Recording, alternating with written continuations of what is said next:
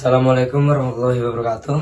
Perkenalkan, nama saya Altonabi Ahmad Al-Zayan, nomor absen 2 dari kelas 10 KTR 3. Tugas saya di sini adalah untuk mengedit video presentasi SKI dan materinya adalah tentang Haji Wada, Haji terakhir Rasulullah Shallallahu Alaihi Wasallam. Baiklah, mari kita lanjutkan. A few moments later. Assalamualaikum warahmatullahi wabarakatuh.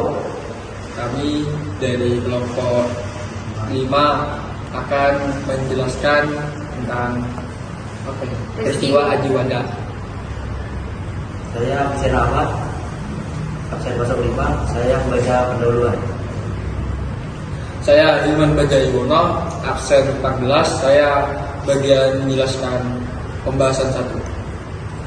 Saya Yaitu Sofiwiono, absen 35, saya membahas penjelasan 2. Saya Calista Firman Halinisa, absen 6, saya membahas pembahasan 3. Saya Indah Faizatul Lagi, absen 19, saya pembagian hikmah dan kandungan Haji Wada. Saya Nurwinda Maharani, absen 30, saya membacakan kesimpulan. Saya akan membacakan peristiwa Haji Wada Rasulullah SAW. Rasulullah termasuk Nabi yang menikmati hasil perjuangannya di dunia. Di akhir hayatnya, tugas yang dibebankan di pundak beliau terlaksana dengan sempurna. Visi besar beliau menebar rahmat buat alam semesta dengan menanamkan akhlak Islam di seluruh sektor kehidupan telah dirasakan oleh dunia yang bersentuhan dengan Islam. Wajar jika Allah memberikan penghargaan kepada generasi yang dikader Rasulullah dengan gelar Khairul Ummah. Pada tahun ke-10 Hijriah, Rasulullah melakukan ibadah haji yang terkenal dengan nama Haji Wada beserta 90.000 sahabatnya. Haji itu dinamai Haji Wada dalam kurung minta diri karena beliau pada ketika itu berpaling kepada orang-orang Islam dan tiada beribadah haji lagi sesudah itu. Ketika itu beliau berpidato yaitu pada hari Arafah dalam kurung ketika wukuf di Arafah. Yang khutbah itu dinamai juga khutbah Wada, antara lain menerangkan dasar-dasar atau pokok-pokok agama Islam dan cabang-cabangnya. Untuk peristiwa dan pesan penting Nabi Muhammad SAW pada Haji Wada, yaitu menjelang bulan Zulqa'dah, Rasulullah segera bersiap-siap untuk menunaikan ibadah haji dan memerintahkan kaum muslimin untuk bersiap-siap. Rasulullah mengerjakan sholat duhur pada hari Kamis, 6 hari terakhir di bulan Zulqa'dah dan tahun 10 Hijriah di Madinah. Setelah itu beliau berangkat bersama kaum muslimin dari kalangan penduduk Madinah dan kaum Baduy yang berhasil dikumpulkannya. Mereka melakukan sholat asar di Zulhulaifah dan bermalam di sana. Kemudian datanglah utusan Allah Subhanahu wa taala, yaitu dilautkan dari Jibril, menemui Nabi di tempat tersebut, yaitu di lembah Al-Aqiq, untuk menyampaikan perintah Allah agar beliau mengucapkan dalam hajinya, kami berniat haji dan umroh. Pada hari ke-8 Zulhijjah, yaitu hari Tarwiyah, Nabi Muhammad SAW pergi ke Mina melakukan kewajiban sholat, ia tinggal dalam kemahnya. Begitu juga malamnya, sampai pada waktu fajar menyingsing hari haji, lakukan kewajiban sholat, ia tinggal dalam kemahnya. Begitu juga malamnya, sampai pada waktu fajar menyingsing pada hari haji, selesai sholat subuh dengan menunggang untanya Al-Qaswah. Tatkala matahari mulai tersembul, ia menuju arah ke gunung Arafat. Arus manusia dari belakang mengikutinya. Ketika ia sudah mendaki gunung itu dengan dikelilingi oleh ribuan kaum muslimin yang mengikuti perjalanannya, ada yang mengucapkan talbiyah, ada yang bertakbir, sambil ia mendengarkan mereka itu dan memberikan mereka masing-masing.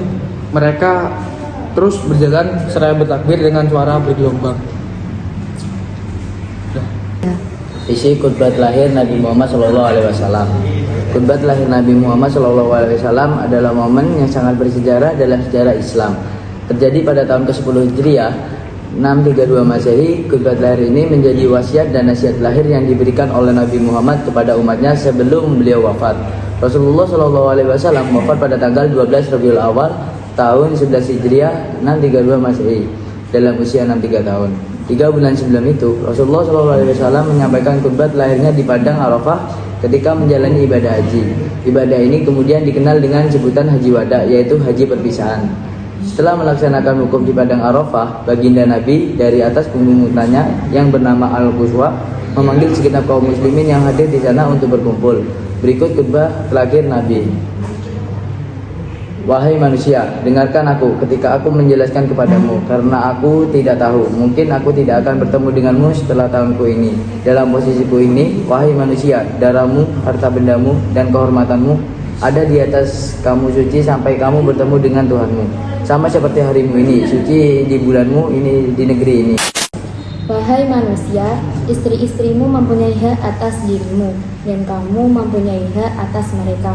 Kamu mempunyai kewajiban untuk tidak membiarkan orang lain berada di tempat tidurmu, tidak membiarkan siapapun yang tidak kamu sukai masuk ke dalam rumahmu, dan tidak melakukan perbuatan tidak senonoh bertindak. Tetapi jika mereka melakukan hal tersebut, maka Allah telah memberi izin kepadamu untuk membiarkan mereka kelaparan dan tidak memukuli mereka dengan kejam.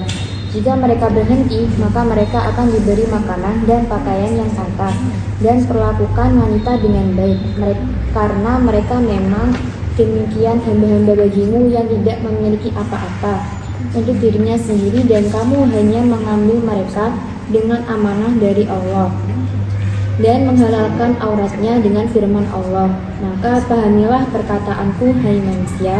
Wahai manusia, orang-orang yang beriman itu bersaudara, dan tidak boleh seseorang mengambil harta saudaranya kecuali atas kemauannya sendiri. Bukankah aku telah menyampaikan risalah itu? Ya Allah, janganlah kamu kembali setelah aku kepada orang-orang kafir yang saling menyerang, yang lain saling berpegang leher, karena aku telah meninggalkan di antara kamu. Bagaimana jika kamu menganutnya? Kamu tidak akan sesat setelahnya, kitab Allah dan sunnah nabinya. Bukankah aku telah menyampaikan risalahnya? Ya Allah, bersaksilah. Wahai manusia, Tuhanmu satu dan ayahmu satu. Kalian semua berasal dari Adam, dan Adam berasal dari tanah. Yang paling mulia di antara kalian di sisi Allah adalah yang paling bertakwa di antara kalian.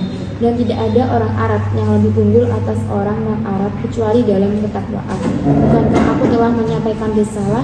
Ya Allah menjadi saksi. Mereka berkata, ya Dia berkata, biarlah saksi yang tidak hadir diberitahukan. Kandungan dan hikmah peristiwa Haji Wada. Kandungannya: 1. Risalah sudah khatam, lengkap dan sempurna sebagai karunia dari Khalid dan sebagai agama yang diridhoinya. Yang kedua, Rasulullah sudah menyampaikan risalah itu disaksikan oleh ribuan umat di Padang Arafah, sedangkan Rasulullah SAW memohon agar Allah menyaksikan penyaksian umatnya. Yang ketiga, Rasulullah SAW sudah mewasiatkan kepada yang hadir menyaksikan, menyampaikan kepada yang tidak hadir, yang sudah mendengar menyampaikan kepada belum mendengar, yang sudah tahu menyampaikan kepada yang belum tahu, dimanapun mereka berada, turun menurun terus menerus dari masa ke masa. Dan hikmahnya, yang pertama, kesucian nyawa dan harta. Dalam khutbahnya, Nabi Muhammad SAW menegaskan bahwa nyawa dan harta seorang muslim adalah suci dan tidak boleh dilanggar. Ini menunjukkan betapa pentingnya menjaga hak-hak individu dan menegakkan keadilan dalam kehidupan bermasyarakat. Yang kedua, penghapusan riba dan balas dendam. Nabi menghapuskan praktik riba dan dendam darah dari masa jahiliyah, menekankan pentingnya berlaku adil dan tidak merugikan orang lain, baik secara finansial maupun dalam urusan lainnya. Yang ketiga, hak dan kewajiban suami istri. Nabi mengingatkan umat tentang pentingnya menjaga hubungan suami istri dengan baik, menghormati hak satu sama lain, dan memperlakukan pasangan dengan penuh kasih sayang dan tanggung jawab. Yang keempat, persaudaraan umat muslim. Nabi Muhammad SAW menekankan persatuan dan persaudaraan di antara umat Islam. Setiap muslim adalah saudara bagi muslim lainnya, dan hak-hak mereka harus dijaga dengan baik.